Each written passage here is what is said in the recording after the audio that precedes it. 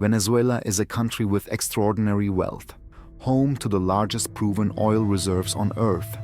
Yet today, it's also one of the most politically unstable nations in the world. In 2026, the United States launched a direct military intervention in Venezuela. To understand why that happened, we need to go back through centuries of history, oil, power, and foreign influence. Venezuela was colonized by Spain in the early 1500s. For centuries, Spanish rule meant exploitation of land, people, and resources. In the early 1800s, independence movements swept Latin America. Venezuela became central to that struggle under Simón Bolívar, a revolutionary who dreamed of a united Latin America free from foreign control.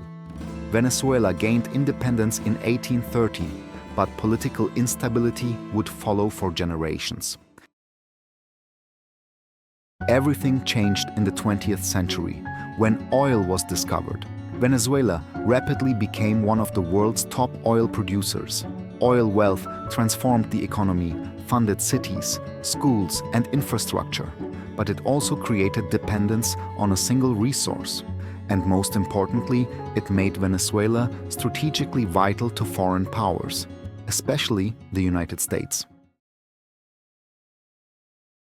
In 1823, the United States introduced the Monroe Doctrine, a policy claiming the Western Hemisphere as America's sphere of influence.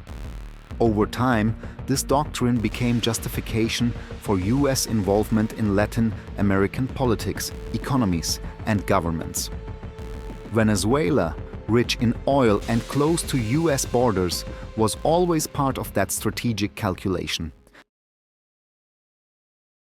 In 1999, Hugo Chávez was elected president. He promised to redistribute oil wealth, reduce inequality, and resist US influence. Chávez nationalized oil industries and aligned Venezuela with countries like Cuba, Russia, and China. This directly threatened US economic and geopolitical interests. In 2002, Chávez survived a brief coup attempt, one the US was widely accused of supporting. Trust between both nations collapsed. After Chávez's death in 2013, Nicolas Maduro took power. Venezuela's economy collapsed under mismanagement, corruption, falling oil prices, and international sanctions. Hyperinflation destroyed savings. Millions fled the country. The US accused Maduro of authoritarianism, election fraud, and drug trafficking, and imposed crushing sanctions aimed at forcing regime change. By 2025, tensions reached a breaking point. The US labeled elements of the Venezuelan government as narco-terrorists and increased military presence in the Caribbean. Sanctions tightened. Oil tankers were seized. Diplomatic solutions collapsed. The stage was set for direct action. In January 2026, the United States launched a sudden military operation in Venezuela. Key military sites were struck. Nicolas Maduro was captured and flown to the United States to face criminal charges. The US justified the invasion as necessary to combat drug trafficking and restore democracy, without a formal declaration of war.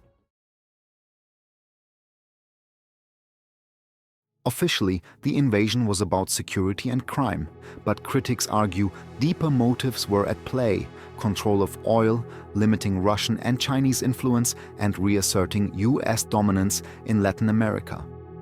Supporters see intervention as liberation. Critics see it as imperialism. The truth lies at the intersection of history, power, and resources. Venezuela's past explains its present. History shows us that when oil, power, and politics collide, ordinary people pay the price. If you want more deep dives into world history and global power struggles, subscribe, like the video, and I'll see you in the next one.